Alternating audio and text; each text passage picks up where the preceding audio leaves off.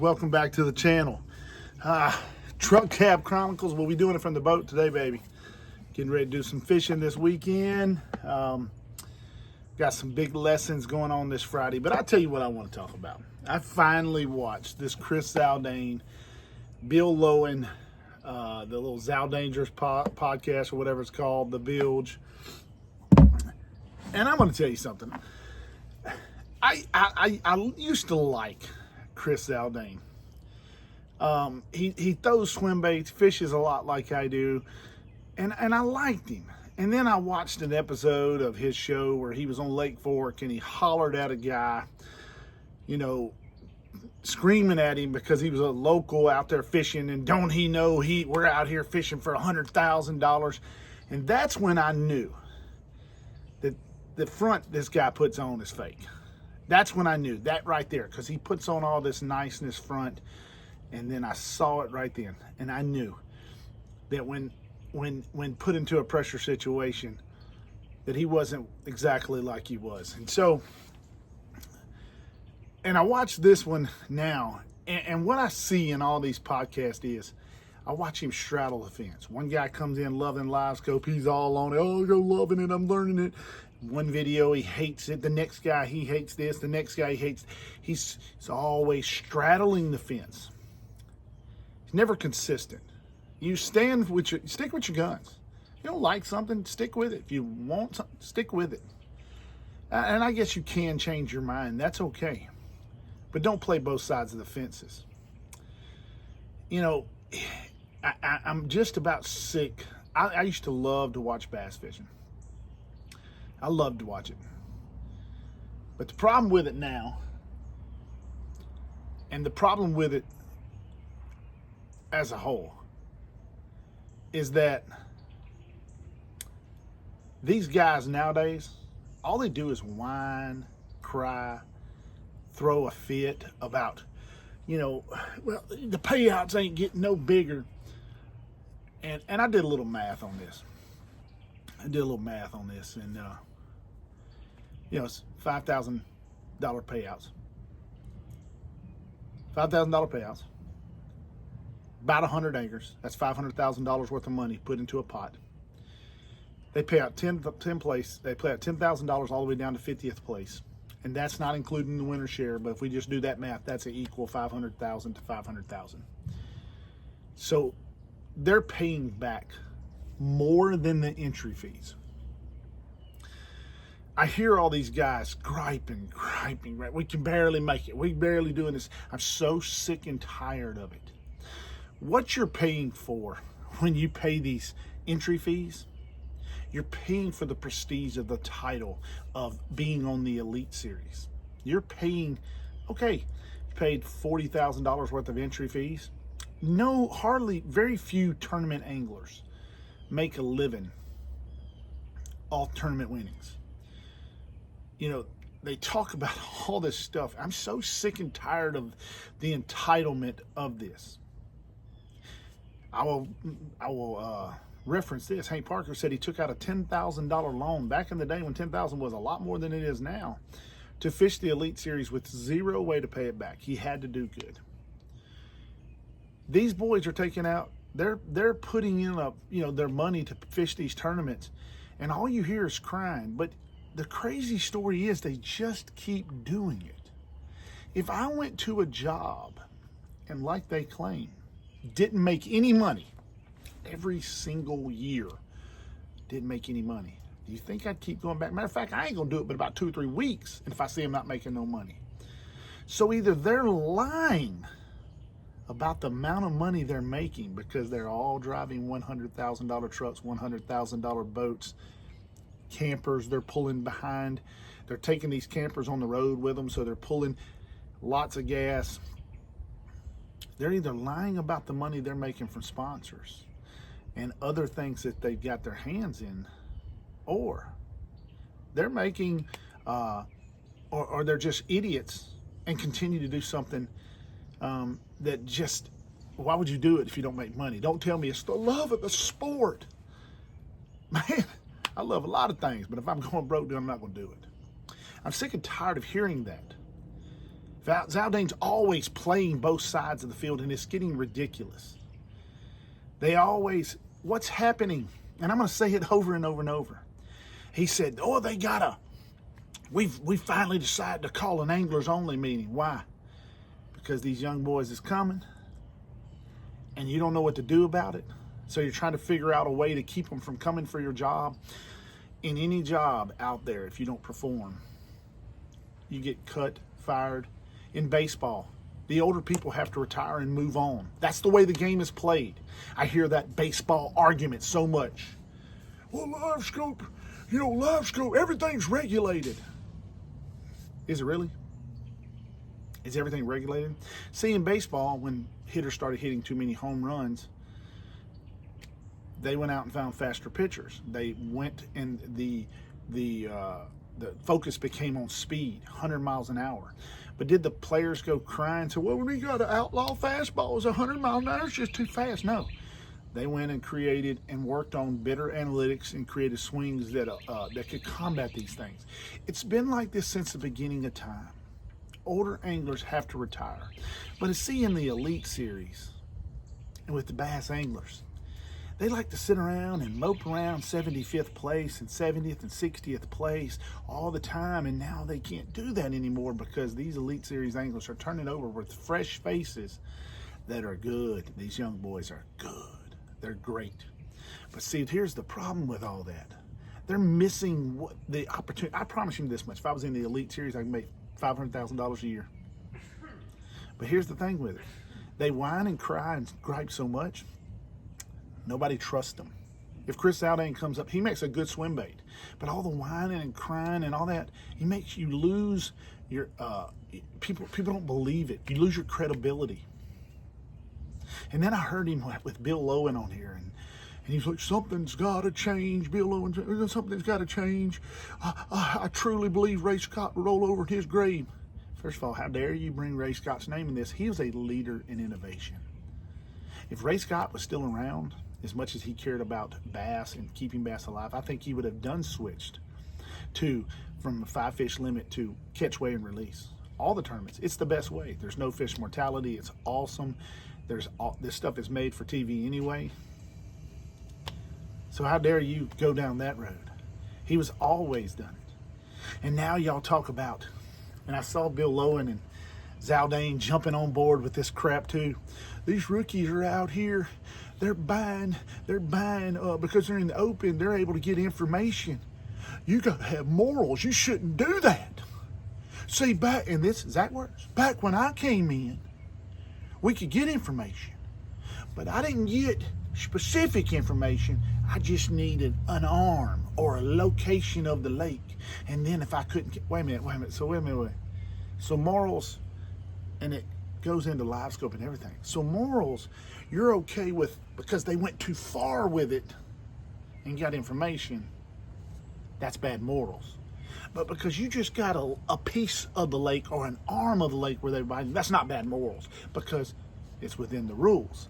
But then the very previous statement you said, well, even though it's within the rules, you should have common sense enough to say that's not morally correct. So which one is it? Because it's in the rules, you can take advantage of it, or it's morally correct. You shouldn't, even though you're still eligible, you're an open angler, you can still do that. You shouldn't, because you might be. But when I was coming up, we didn't share waypoints and do all that. How dare you say that? People used to do it all the time around here. Pro anglers would give a call down to the local tackle shops. We all know them. We know they did it and would ask, what baits are catching on, this, that, and another. It's all lies. Because it's not provable nowadays like it back then like it is now. We all know they went for information like that. So don't give me that crap and that high and mighty. It's against the moral. It's morally unobligated. What are you talking about? You just said you did it, and then you're going to turn around and tell the young guys this. The reason y'all calling these now is because you can't sit around on 75th place. Wait a minute. 75th place doesn't make any money. You can barely make it, but you continue to do it year after year after year after year after year. So you're making this money. You're liars. Here's the thing with Zaldain. He's a one-trick pony. Can't throw nothing but a swim bait. It's it. I mean, what else does he do? What does he do? And I know, before all of you get on here, well, he's done more for fishing than anybody out there. He's a professional bass angler. That's because it's hard to get. Once you get on the leash series, you can't get off. All you got to do is finish, what, 80th or above, 90th or above. They only bring in 9 anglers a year. They don't bring that many anglers in. 9 anglers a year. Stay in the top 85 over a 3-year rolling deal. You're good to go. Come on, man. You're missing the boat. You're entitled. Those 8 weeks a year you're fishing a tournament, what are you doing the other, 44? Are you out there marketing yourself? Are you out there doing the work? Are you putting in the work on the tournament waters? Are you using your brain and going, you know what? They've been to Fork this year. They've been to Fork. So probably not going to go, but they possibly could go back to Sam Rayburn, maybe Toledo Bend. They're going to go to Texas Lakes. Am I putting in the work for those lakes? No, you're not. You're crying and whining and sitting back while these young boys are smoking your tail. Blame it on Livescope. Really? Go ahead, blame it on Livescope. When Patrick Walters, we were all sitting at home during COVID, and he won that tournament on Lake Fork. He won that tournament with Livescope. Everybody's so excited. Davey Height couldn't wait to give out the secret. He should have known right then, just like I did. I went the very next day, sold all my Humminbird stuff, and bought Garmin Livescope stuff because I knew what the future was and I knew it was coming. But see, here's the thing. I don't even have an Elite Series badge to hang my hat on. And what did I do? I built up the Garmin Guru thing. And now some of you are going to hate on it. That's fine. You're never going to get hated on somebody above you. You're going to get hated on somebody below you. Remember that. So I built it. And I built it up from scratch. But instead of sitting there and building and learning about Livescope, you thought, oh, it's a fad. And now you're getting your tail smoked by it. And now we're going to call an anglers only meeting. How many anglers was included in the anglers only meeting? I believe he said it was 85. I'm going to guarantee you those weren't a lot of the rookies in there. That's right. The rookies are beating your brains in. You didn't call them to the meeting, did you? Probably not. All you do is bring them on there and bash them day in, day out. But here's the thing. These rookies are bashing y'all's brains in every single day. But they're in such a no-win situation, it's crazy to me. It's crazy to me. If Milliken goes out there and he doesn't have a good tournament, that's because that Livescope bite wasn't on. Oh, it's a one-trick pony. But if another angler goes out there, Chris Zaldain doesn't catch him, we just had a bad tournament. It's a no-win situation. He wins or does good, oh, it's because of that Livescope. But if another older angler happens to use Livescope, oh, he had a lot of skill involved and he put together the Livescope. So sick of the non-skilled talk. Chris Zaldain, you are a punk for this. I am sorry.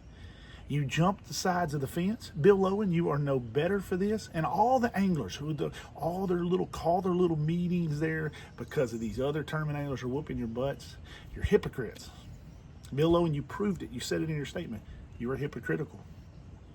Chris Zaldain, ride the side of the fence. Now, I will not say nothing about the other part of the Zaldain deal, because I'm not going to do that to any man's wife. But that's unbelievable. Unbelievable how y'all ride the fence and y'all talk about these young anglers. They're the future of the sport.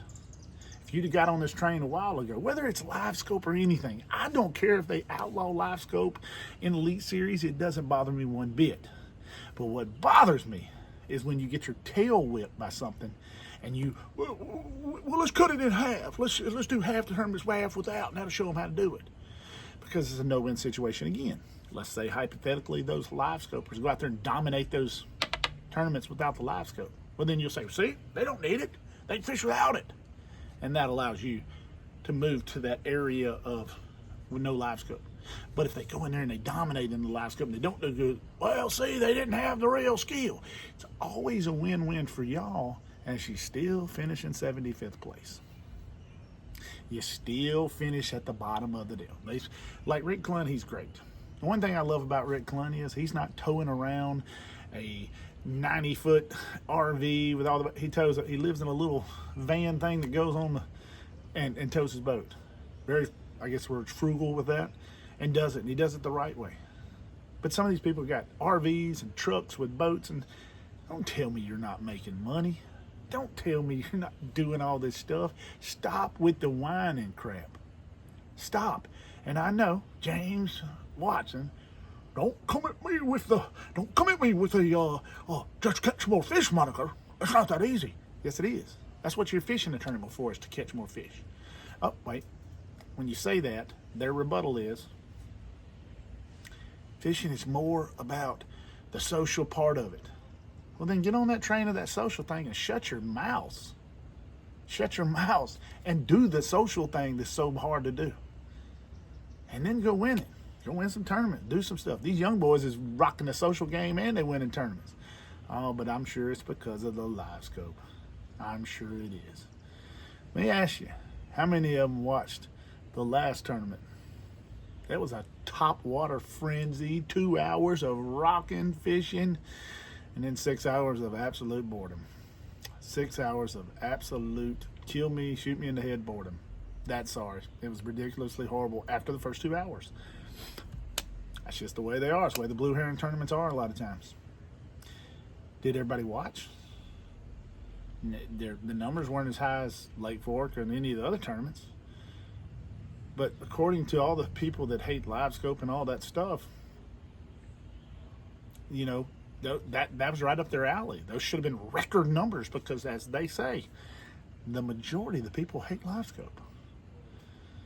But here's the crazy thing. You ready for this? You know what angle the camera was in these top water tournaments? Right over the shoulder. Same angle as Livescope. Guess what they were doing?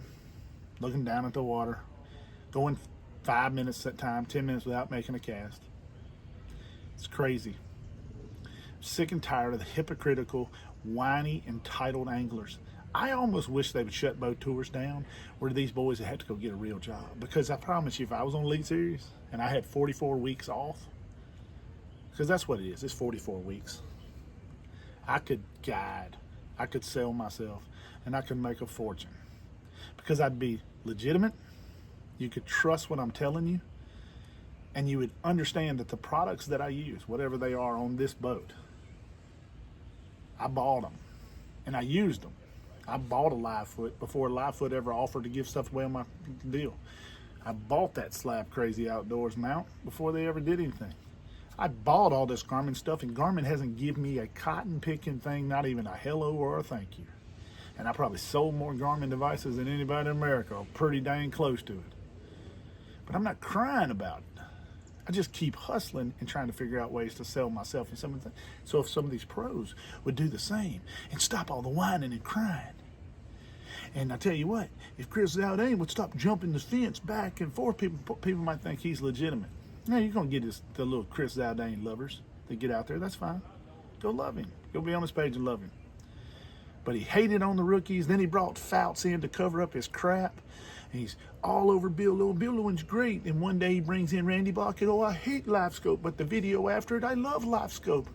Man, you have lost legitimacy and you've lost all respect from me for the way you treated people on Lake Fork. Think you're God Almighty. You got 44 other weeks. Go get to work, big dog. You ain't make the classic. You got plenty of time. Come at me, Zaldain. I want all the smoke. Bring me on your show. We'll debate this. Because I'm sure you'll tell me, oh, I'm out here living it. Well, you're only living it 44 weeks out of the year. What you doing the rest of it? Let's say you built a big shop. You got a nice boat, nice camping like this. So I'm sure you look like you're making a pretty good penny. But you're going to tell me that payout's got to be increased. It's just something for you to gripe about. Learn Livescope. Learn whatever technology it is. If they take it away, learn that. But stop crying. Nobody wants to hear this crying. You make fishing horrible. Ring the bell.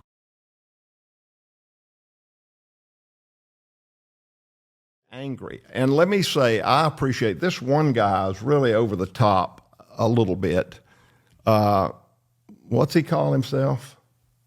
I don't know. Garmin Guru? The Garmin Guru, yeah. Yeah. And let me say, I appreciate his passion. He's really passionate about forward-facing sonar, and he's very knowledgeable. He knows his stuff. But we need to stay focused